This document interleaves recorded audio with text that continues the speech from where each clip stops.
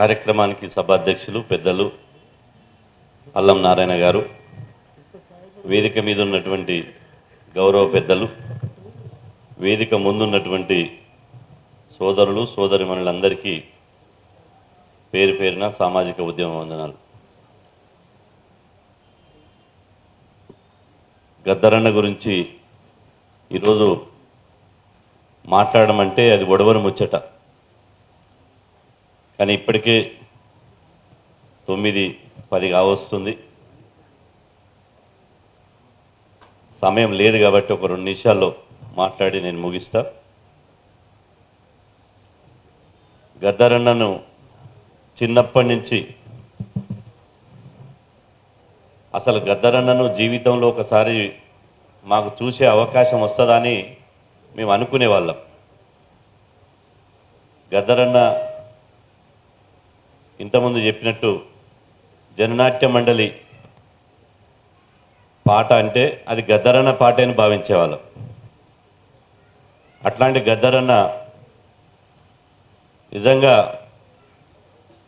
చిన్నప్పుడు నుండి ఆయన పాటలు వింటూ పెరిగినాం. విద్యార్థి దశలో ఆయన పాటలు వినేవాళ్ళం. నిజంగా గద్దరన్న చాలామంది వారి పాట గురించి మాట్లాడుతూ ప్రశ్నించే గొంతులు గద్దరన్న పాట రూపంలో వచ్చినాయని చెప్పి చాలామంది చెప్పడం జరిగింది. కానీ గద్దరన్న మొదటి నుంచి చివరి వరకు నేను గద్దరన్న చెప్పింది ఫాలో చేయడం, నేను అనేక సార్లు వారి పాటను వారి మాటలను గద్దరన్న మీటింగ్ ఎక్కడ పెట్టినా ఆ మీటింగ్ పోవడం, దాన్ని ఫాలో చేయడం నేర్చుకున్నా. వాస్తవంగా గద్దరన్నను మొదటిసారిగా వారి పాటల్ని మేము చిన్నప్పుడు అప్పుడు వీసీఆర్ ఉంటుండే, ఆ వీసీఆర్ రూపంలో చిన్న టీవీలలో బ్లాక్ అండ్ వైట్ టీవీలలో వేస్తే ఆ పాట వినేవాళ్ళం. ఆ తర్వాత మళ్ళీ మా దగ్గర సర్వేల్లో మా అన్న సీనన్ ఉన్నాడు, సర్వేల్లో పెద్ద మీటింగ్ జరిగితే అక్కడ ప్రత్యక్షంగా గద్దరన్నను చూసినాం. ఆ తర్వాత మళ్ళీ వరంగల్లో అంటే సర్వేల్లో చాలా లక్షల మందిలో వచ్చినప్పుడు ఎక్కడి నుంచో దూరంగా చూసినాం. వరంగల్ రైతు కూలి మహాసభలో నేను మా ఊరోళ్ళందరూ పోతుంటే లారెక్కిపోయినాం. పోయిన తర్వాత ఆ లక్షల మందిలో నేను ఆగమైపోయినా. అది నా మంచిగా అనిపించింది. ఆగమైన తర్వాత నేను కొంత బాధపడుతుంటే అక్కడ వాలంటీర్స్ వచ్చి డైరెక్ట్ వేదిక మీద తీసుకుపోయినాను. వేదిక మీద తీసుకుపోతే గద్దరన్న పక్కనే ఉన్నాడు. ఇది నా మంచికే జరిగింది. ప్రత్యక్షంగా గద్దరన్నని ఈరోజు చూసే అవకాశం వచ్చిందని చెప్పి ఆ రోజు అతి దగ్గరగా గద్దరన్నను చూశాను. ఆ తర్వాత బీసీ ఉద్యమంలోకి వచ్చిన తర్వాత చాలాసార్లు ఫోన్ చేసి, అరే తమ్ముడు, మండల్ ఉద్యమాన్ని ఎట్లయితే ఈ దేశంలో ఆ రోజు మండల్ ఉద్యమం జరిగిందో మరో మహామండల్ ఉద్యమాన్ని మీరు యువకులు నిర్మించాలి, దానికి గద్దరన్న సంపూర్ణంగా సపోర్ట్ ఉంటాడు అని చెప్పి చాలాసార్లు ఇంటికి పిలిపించి గంటల తరబడి మాకు అనేక రిజర్వేషన్ల విషయంలో, రిజర్వేషన్లో జరిగినటువంటి ఉద్యమం విషయంలో చాలా విషయాలు చెప్పాడు. అప్పుడు చెప్పిన అన్న, ఇప్పుడు బీసీ ఉద్యమానికి, బహుజన ఉద్యమానికి మీరు అవసరం, ఖచ్చితంగా బీసీ ఉద్యమానికి మీ సలహాలు సూచనలు తీసుకుంటాం. మేము చిన్నప్పటి నుంచి మీ పాటలను మీ మాటలను వింటూ పెరిగిన వాళ్ళం కాబట్టి మీరంటే మాకు ఎనలేని అభిమానం, కాబట్టి ఖచ్చితంగా ముందుకు సాగుతామని చెప్పడం జరిగింది. ఇదే సుందర విజ్ఞాన కేంద్రంలో గద్దరన్న పక్కపంటి చాలాసార్లు కూర్చొని మీటింగ్లలో పాల్గొన్నా. వారు ఎప్పుడు చెప్పినా ఒకటే మాట చెప్పేది, అరే తమ్మి, పాలకులను ప్రశ్నించడం నేర్చుకోవాలి తప్ప పాలకుల దగ్గర సాగిలపడి రాజీ పడడం మాత్రం నేర్చుకోవద్దు అని చెప్పేది. నేను అప్పుడే చెప్పిన అన్న, మీ పాటలు విని మీ పెరిగినటువంటి వాళ్ళం ఎక్కడ కూడా రాజీ లేకుండా ఉద్యమాన్ని నడుపుతామని చెప్పి ఆ రోజు గద్దరన్నకు చెప్పడం జరిగింది. నిజంగా ఒక 2 విషయాలు చెప్పి నేను ముగిస్తా. మేము అప్పుడప్పుడు ఉద్యమంలో ఈ ఉద్యమం అందరూ కలిసి వస్తలేరు, ఇలా సబ్బండ కులాలు ఉన్నాయి, ఈ ఉద్యమం చేయాలన్నా వద్దా అని కొంత ఆలోచన వచ్చినప్పుడు గద్దర్ పాటలు వేసుకునేది. వేసుకున్న తర్వాత మళ్ళీ ఒక కొత్త శక్తినిచ్చి గద్దరన్న పాటలు వినగానే మరొక శక్తినిచ్చి మళ్ళీ ఉద్యమాన్ని ఎక్కడ కూడా ఒక ఇంచు కూడా ఆపేటువంటి ప్రసక్తి లేదు, ఈ ఉద్యమాన్ని ముందుకు తీసుకుపోవాలని చెప్పి వారి పాట అంత స్ఫూర్తినిచ్చేటువంటి పాట.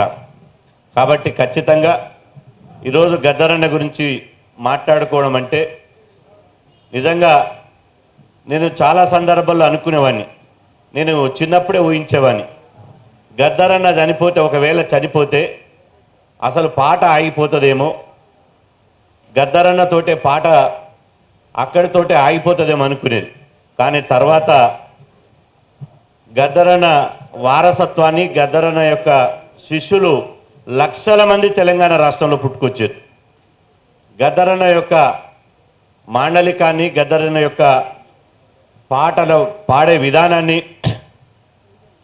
గద్దరన్న ఏ విధంగా పాడతాడో చాలామంది పుట్టుకొచ్చినప్పుడు అప్పుడు అనిపించింది, అసలు గద్దరుకు మరణం లేదు, ఈ సూర్యచంద్రుడు ఉన్నంత వరకు గద్దరు జీవించే ఉంటాడు, ఈ భూగోళం ఉన్నంత వరకు, ఈ మానవ సమాజం ఉన్నంత వరకు గద్దరు మన మధ్యనే ఉంటాడు అని చెప్పి ఆ రోజు భావించిన, ఈరోజు కూడా భావిస్తున్నాం.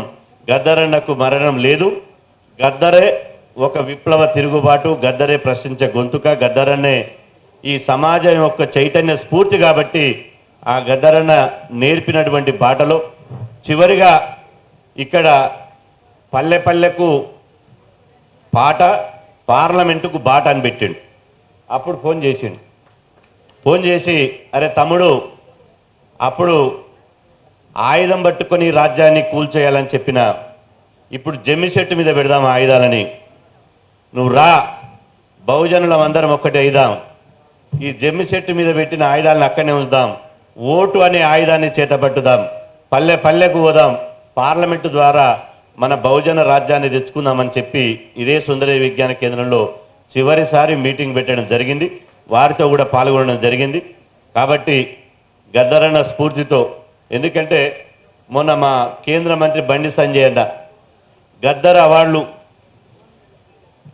గద్దర్కు ఎందుకు ఇవ్వరు అవార్డు అంటే, ఎట్లిస్తామండి గద్దర్ని అని, గద్దర్కి ఏ విధంగా ఇస్తాం, మా వాళ్ళని ఎంతమంది చంపిండు అంటే, ఇలా గద్దర్ని ఒక విప్లవ కోణంలో చూసిరే తప్ప నిజంగా మానవతావాది, మంచి ఆయన నిజాయితీపరుడు, జీవించి ఉన్నంత కాలం వారు నిజంగా ఒకవైపు ఆయుధం పట్టుకోవాలి, రాజ్యం తేవాలని చెప్పినటువంటి గద్దరనే మళ్ళీ ఓటు అనే ఆయుధం ద్వారా మనం బహుజనులు రాజ్యాధికారం తెచ్చుకోవాలని చెప్పి పూలే అంబేద్కర్ కాన్సీరామ్ స్ఫూర్తితోటి ముందుకు పోవాలని చెప్పినటువంటి గద్దరన్నను ఇలా విస్మరించారు.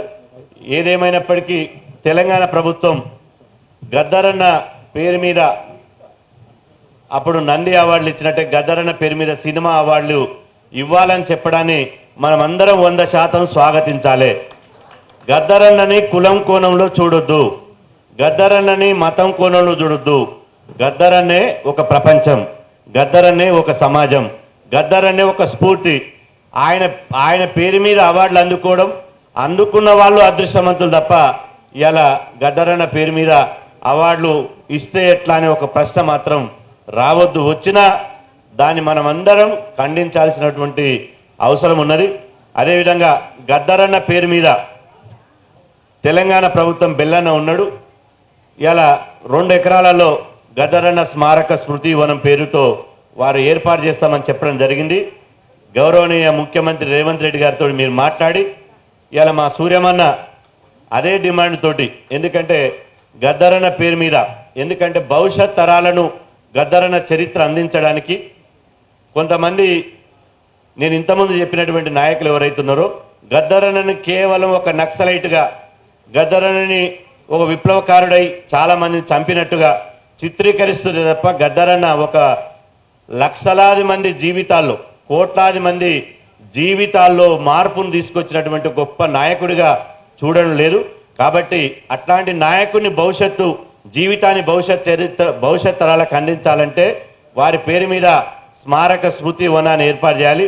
ఎందుకంటే ఏడ చూసినా హైదరాబాద్లో కాసు బ్రహ్మానందరెడ్డి పార్కు, మర్రి చెన్నారెడ్డి భవను, అదేవిధంగా NT Rama Rao park, Rajiv Gandhi international airport, అదేవిధంగా పివి నరసింహారావు ఎక్స్ప్రెస్ హైవే, జిల్లాల పేర్లు, పార్కుల పేర్లు, స్మారక సింహాల పేర్లు, అదేవిధంగా ఎక్కడ చూసినా వాళ్ళ పేర్లే ఉన్నాయి. కాబట్టి దయచేసి గద్దరన్న పేరుతోటి ఒక స్మారక కేంద్రాన్ని ఏర్పాటు చేసి గద్దరన్న ఒక ప్రపంచ జ్ఞాని.